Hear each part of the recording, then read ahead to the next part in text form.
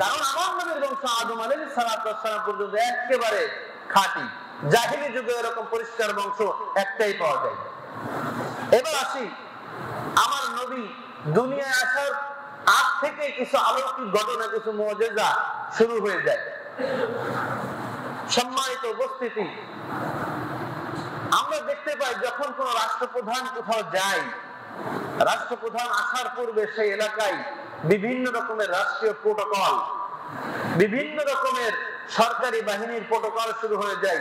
নিরাপত্তা রক্ষী বিভিন্ন ভাবে যারা বম স্কোয়াড আছে তারা যে চেক করে কোথাও বম আছে কিনা, কোথাও কোনো ষড়যন্ত্র আছে কিনা, কত রকমের প্রটোকল দিয়ে তাকে একটা এলাকায় ঢোকানো হয়।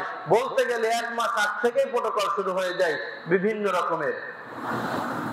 তো আমি আলোচনা করতেছি যে নেতা সম্পর্কে, তিনি তো সাধারণ কোন নেতা নয়, আর সেই নেতা দুনিয়ায় আসার পূর্বেই এরকম কিছু প্রটোকল স্বরূপ কিছু মুজিজা শুরু হয়ে যায়। আমরা সংক্ষেপে কয়েকটা ঘটনার মূল ধারা তুলে ধরব। আল্লাহর নবী সাল্লাল্লাহু আলাইহি ওয়াসাল্লাম যে রাতে জন্মগ্রহণ করেন, সেই রাতে কিসরার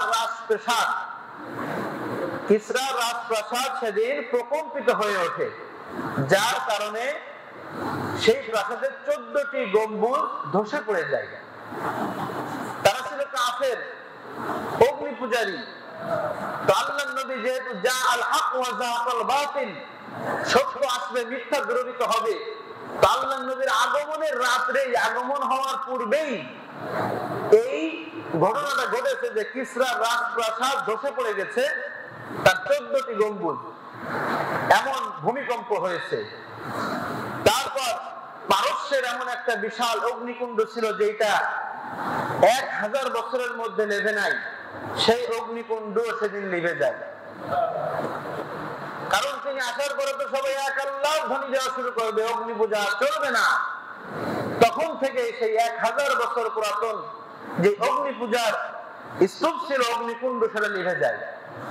আর একটা বুহাইরা সাওয়া, একটা জলাশয় ছিল, সেটা ইতিহাসবিদগণ কেউ বলতে পারে না যে ওই দিনের আগে কোনোদিন শুকাইছে, কিন্তু সেই দিন শুকায় যায়। এরপর মুবিজান নামক সিরিয়ার এক ধর্মযাজক, সেও ওই রাত্রে এই সকল স্বপ্ন দেখে। স্বপ্ন দেখার পরে রাজপ্রাসাদের রাজার কাছে যায়, যে বলে যে আমি তো এইগুলা স্বপ্নে দেখেছি যে একদল ঘোড়া কে গজলা নদীর দিকে ধেয়ে নিয়ে যাচ্ছে একদল উট। তো বাদশা বলে যে ঠিক আছে, তাহলে তুমি এই স্বপ্নের ব্যাখ্যা কি পেয়েছো? বলে যে মক্কার মধ্যে এমন কিছু একটা অলৌকিক ঘটনা ঘটতে চলেছে, যার কারণে আমাদের ধর্মের ভিত নড়বড় হয়ে যাবে। আমরা যে মিথ্যা ধর্মের পরে আছি, আমরা টিকে থাকতে পারবো না। সুবহানাল্লাহ। এরপরে আল্লাহর নবী সাল্লাল্লাহু আলাইহি ওয়াসাল্লাম জন্মগ্রহণ করেছেন এই মাসে, এটা আমরা জানি। কোন দিন করেছেন? হ্যাঁ, সবাই শিওর? ইতিহাসের মধ্যে আল্লামা ইবনে ইসহাক রাহমাতুল্লাহি আলাইহি, আপনারা আর রহিকুল মাহতুম বর্তমানে বাংলায় পাওয়া যায়, পড়বেন। সিরাজ ইবনে কাসির পড়বেন। শোনা কথাই আবেগের বশে অনেক কিছু বলে ফেলি আমরা। আল্লাহর নবীর জন্ম নিয়ে ব্যাপক মতানৈক্য রয়েছে। কারণ স্বাভাবিক, আমরা যে সকল মনীষীদেরকে চিনি, তিনাদের জন্ম নিয়ে মতানৈক্য থাকে, কিন্তু ইন্তেকাল নিয়ে মতানৈক্য থাকে না। কারণ কেউ জন্মের আগে কেউ জানে না যে সে মনীষী হবে, কিন্তু জন্মানোর পরে যখন দুনিয়ার মধ্যে তার উজ্জ্বল নক্ষত্রগুলা, তার আলৌকিকতা যখন ভেসে ওঠে, তখন সবাই তাকে গুণা শুরু করে, তাকে অনুসরণ করা শুরু করে। আর যার কারণেই তার ইন্তেকালটা মানুষ স্মরণ করে রাখে যে সেই দিন আমরা এই মুক্তাটা হারিয়েছিলাম। এজন্য ইতিহাসের মধ্যে আল্লাহর নবীর জন্ম নিয়ে, দুনিয়া আগমন নিয়ে কয়েকটা মতবিরোধ আছে। যে 12 রবিউল আউয়াল কেউ বলে, আবার 9 বলে, কেউ 8 বলে, 10 বলে। যার কারণে আমরা ধরে নিই এই পুরো মাসটাই আনন্দের মাস। এই মাসের মধ্যে যে কোনো একদিন তিনি আমাদের দুনিয়ায় শুভ আগমন করেছেন। কিন্তু এই মাসের মধ্যে একটা দিন আছে যেটা সকল ইতিহাসবিদগণ, 300-র উপরে ইতিহাসবিদগণ একমত যে এই দিনে, এমনকি হাদিসেও একমত যে এই দিন আল্লাহ নবীর ওফাত হয়েছে, ইন্তেকাল হয়েছে। সেই দিন আমরা কি জানি? সেই দিনই 12 রবিউল আউয়াল। ওই 12 রবিউল আউয়ালে সোমবারের দিন আল্লাহ নবীর জন্ম সোমবারে হয়, এটা একেবারে সহিহ হাদিসের বর্ণনা। কারণ আল্লাহ নবী প্রতি সোমবারে রোজা রাখতেন। সাহাবাগণ জিজ্ঞাসা করেন, ইয়া রাসূলুল্লাহ, আপনি প্রতি সোমবার কেন রোজা রাখেন? বলে যে আমার জন্মদিন হয়েছিল এবং এই দিনে আমি নবুয়ত প্রাপ্ত হয়েছিলাম সোমবারে, এই খুশিতে আমি রোজা রাখি। আর আমরা জন্মদিনের খুশি কেমনে পালন করি বলেন তো দেখি? আমরা তো নবীর উম্মত, আশিক রাসূল, আমরা আমাদের জন্মদিন কেমনে পালন করি? একটা কেক সামনে নিই, এবার কয়েকটা মোমবাতি দিয়ে ঘুরাই, তাই তো? এবারে সেগুলো আগুন দিয়ে জ্বালাই, এরপরে হাতে তালি দিয়ে সেইগুলো ফুল, তারপরে কাটি, সবাইকে খাওয়াই। এই তো অনেক জায়গায় দেখা যায় অনেক আবেগীরা, এটা নবী প্রেমিক না, এগুলো জাহেল, বুঝি না, এই 12 রবিউল আউয়ালে তারা নবীর জন্মদিনের কেক কাটে। নাউযুবিল্লাহ। নবীজি যেই দিনের জন্মদিনে রোজা রাখছেন, আমি উম্মত হিসেবে আমারও তো রোজা রাখা প্রয়োজন। আমি তো নবীর জন্মদিন অবশ্যই পালন করবো। কেমনে করব? ডিজে বাজায়, মানুষের ঘুম নষ্ট করে, নামাজের ক্ষতি করে, ধুমধাড়ের আয়োজন করে, ফুল সজ্জা করে, বিদেশ থেকে একজনকে ধরে আনে, তার গলায় ফুলের মালা দিয়ে গাড়িতে ঘুরে না। এটা তো নবীর জন্মদিন পালন বা এরকম সিরাতের কিছু নয়।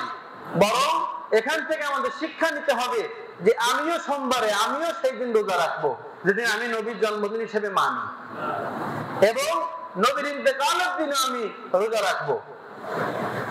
কিন্তু না, আমরা উল্টোটা দেখি। আবেগে মুসলমান। সাহাবা কেরামের মধ্যে একটা ইতিহাস এরকম বের করেন, পাবেন না, কোন হাদিসে পাবেন না। সাহাবা একরাম এরকম কিছু করে বেড়াইছে যে সে জামানায় তো দপ ছিল বাজানোর জন্য, যে ডুম ডুম করে বাজাইছে, ঘোড়া সাজায়, গাড়ি সাজায়, এরকম মিছিল করে বেরিয়েছে, এরকম কোথাও পাবেন না। সেদিন তো আপনি ইবাদত করবেন, বেশি শুকরিয়া আদায় করবেন, সেজদায় পড়ে থাকবেন যে এই দিন আমার নবী আসছিল বিদায় আমি আজকে কোরআন পেয়েছি, এই দিন আমার নবী আসছিল বিদায় আমি শ্রেষ্ঠ নবীর শ্রেষ্ঠ উম্মত হতে পেরেছি। সারাদিন সেজদায় পড়ে থাকবেন আপনি। কিন্তু কই, সেরকম কিছু নাই।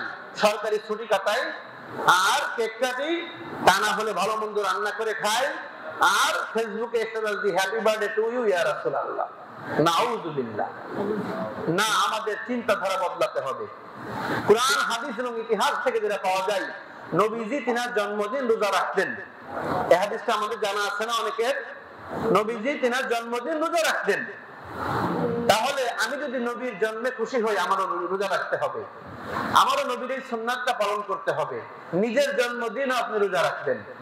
আপনি যেদিন দুনিয়ায় আসছিলেন সেই দিনও আপনি রোজা রাখবেন, আপনার যেদিন জন্মদিন। আপনি সেদিন কেক কাটবেন না, আপনি সেদিন ডিজে পার্টি করবেন না, মানুষের ঘুম নষ্ট করবেন না। আপনি সেদিন রোজা রাখবেন, ইবাদত করবেন যে এই দিন আমি দুনিয়ায় আসছিলাম, আল্লাহ আমাকে দুনিয়ায় আনছিল। আমরা কি করি? ইবাদতের বিকল্পে উল্টো পাল্টা করে ফেলি, যার কারণে ইবাদত তো হয়ই না, বরং গুনাহ শামিল হই। আবার আমরা আমাদেরকে আশিক রাসূল দাবি করি। নিজেকে একবার একটু নিরিবিলি প্রশ্ন করেন যে আমি এই কাজগুলো করতেছি, আমি কেমনে আশিক রাসূল? আমার নবী কি করছেন, আমি কি করতেছি? আমি গত কয়েক জুম্মায় আলোচনা করেছি যে নামাজের জন্য নবী কত কষ্ট করেছে, আপনি আমি কতজন নামাজের জন্য কি করি? একজনকে দাওয়াত দিয়ে নিয়ে আসি। আপনি দোকানদার, দোকানে আসতেছেন, পাশের জনকে দাওয়াত দিয়ে নিয়ে আসতে হবে। আপনি আসতেছেন, যাকে দেখে দেখবেন ভাই আসেন নামাজে।